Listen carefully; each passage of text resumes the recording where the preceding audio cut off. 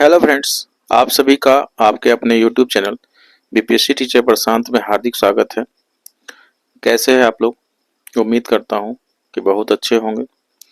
आज का ये वीडियो उन लोगों के लिए काफ़ी महत्वपूर्ण होने वाला है जो कि बिहार में टीआरई शिक्षक बनने की सपना देख रहे हैं और वह इस प्रॉब्लम से जूझ रहे हैं कि उन्हें सीटेट में कितने मार्क्स चाहिए, क्योंकि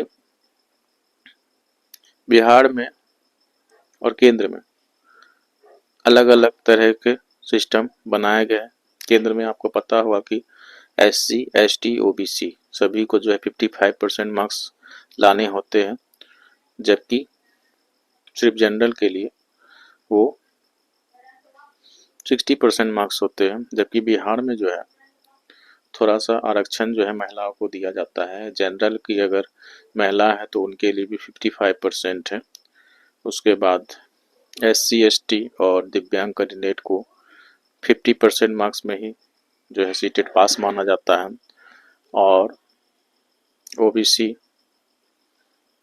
के लिए 55% मार्क्स है और जनरल के लिए 60% मार्क्स है, जनरल मेल के लिए।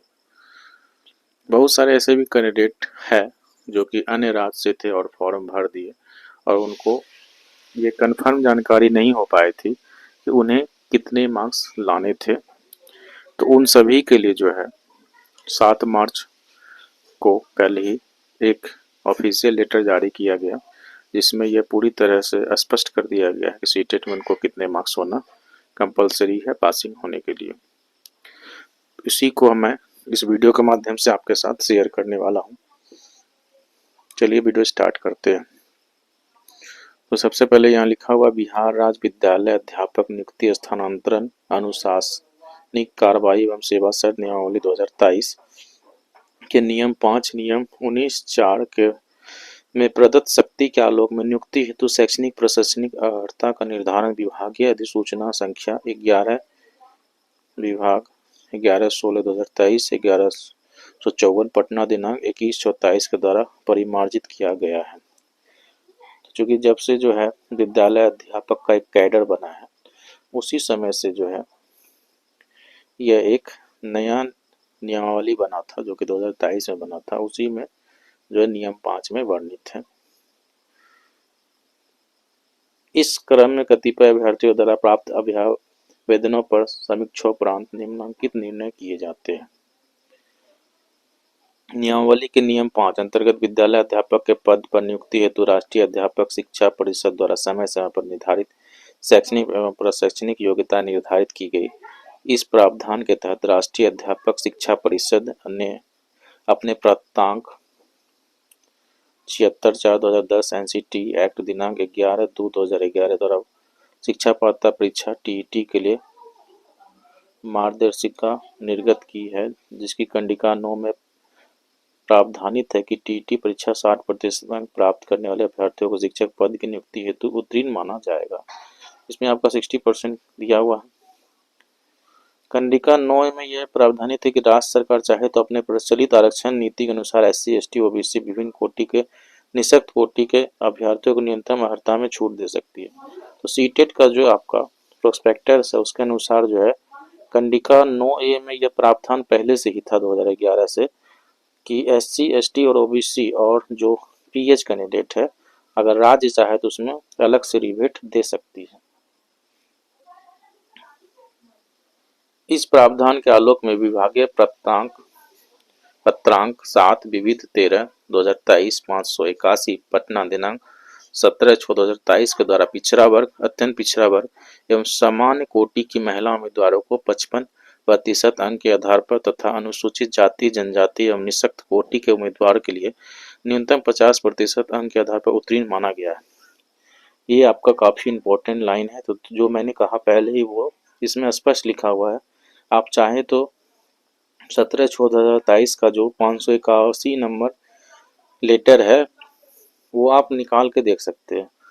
तो इसमें कंफर्म कहा गया कि OBC, EBC और जनरल फीमेल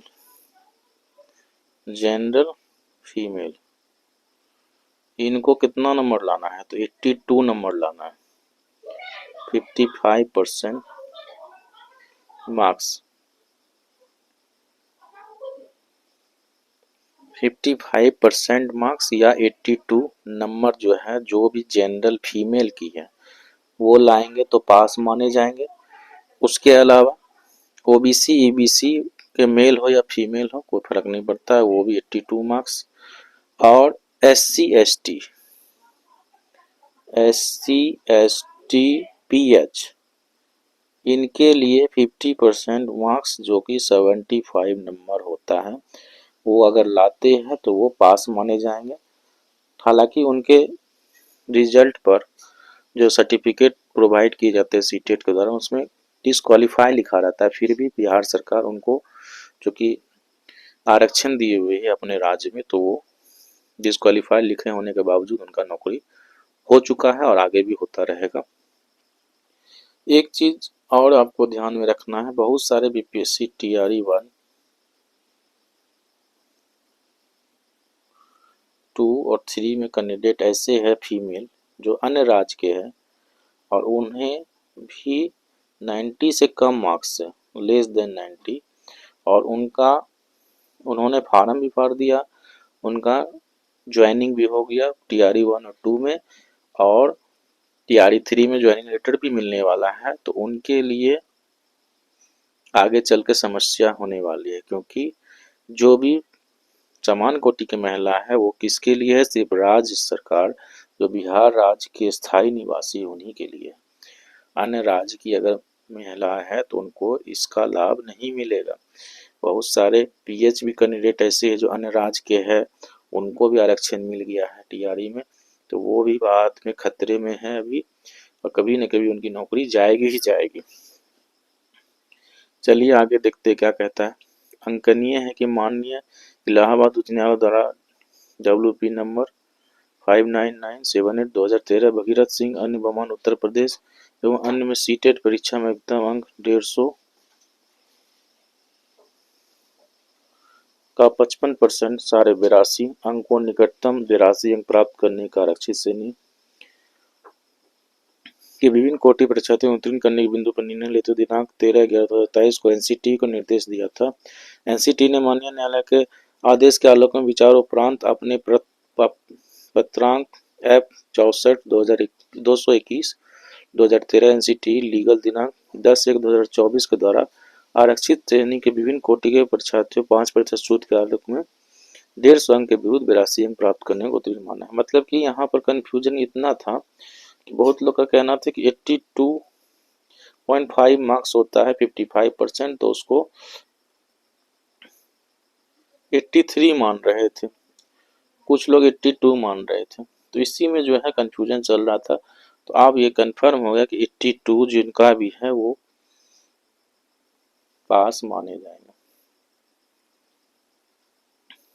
उक्त नियमावली के नियम 5 अंतर्गत विद्यालय अध्यापक के पद पर नियुक्ति हेतु राष्ट्रीय अध्यापक शिक्षा परिषद द्वारा समय समय निर्धारित शैक्षणिक एवं प्रशैक्षणिक योग्यता तदुपरांत राष्ट्रीय अध्यापक शिक्षा परिषद अपने प्राप्तांक 76/4/2010 एनसीटी एक्ट दिनांक 11/2/2011 के द्वारा शिक्षा पात्रता परीक्षा टीईटी के लिए निर्गत मार्गदर्शिका की कंडिका 9 के आलोक में निर्गत विभागीय प्राप्तांक पत्रांक 7/13/2023 581 पटना दिनांक 17/6/2023 के परीक्षा में पिछड़ा वर्ग, अत्यंत पिछड़ा वर्ग एवं समान कोटि के महिला उम्मीदवारों को 5% छूट के आलोक में 55% अंक के आधार पर 150 अंक के विरुद्ध 82 अंक के स्थान पर 82 अंक प्राप्त करने वाले शिक्षक पात्रता परीक्षा में उत्तीर्ण माना जाएगा। इस तरह से इस चिट्ठी में जो है यही था, क्लियरिफिकेशन हो गया कि जो है 82.5 मार्क्स को 82 मार्क्स समझा जाए। ये बिहार राज्य के राज्यपाल का आदेश है, बाकी आपका नियमावली 5 शेष यथावत रहेगा।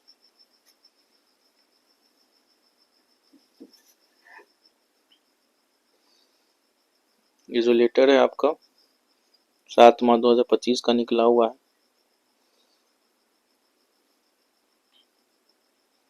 इसकी प्रतिलिपि विभिन्न विभागों को भेज दी गई है। पूरे बिहार में यह 7 तारीख से लागू हो चुका है। अब आप लोगों के बीच में किसी भी तरह का संशय रखने की कोई सवाल ही नहीं उठता है। ये बात अब क्लियर हो गई। जितना भी आपको आरक्षण का लाभ है वो बिहार के अस्थायी निवासी को ही मिलेगा। कोई भी दूसरे राज्य के निवासी इसके बातों में नहीं आएंगे कि 5% का आरक्षण हमें भी मिल सकता है, क्योंकि कोई भी आरक्षण का लाभ अपने राज्य के ही स्थानीय निवासी को दिया जाता है। तो जो भी कैंडिडेट अन्य राज्य के हैं और किसी भी तरह का आरक्षण का लाभ गलती से भी मिला है तो वो आज न तो कल कभी न कभी उनकी जॉब जाएगी ही जाएगी, क्योंकि उसमें कैंडिडेट की ही गलती है जो आसपास नहीं समझ पाए अपने जो भी फॉर्म में दिया गया था रूल्स एंड रेगुलेशन को।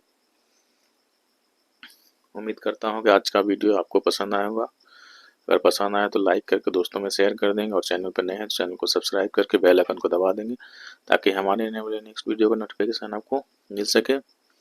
वीडियो को अंत तक देखने के लिए धन्यवाद। जय हिंद, जय भारत।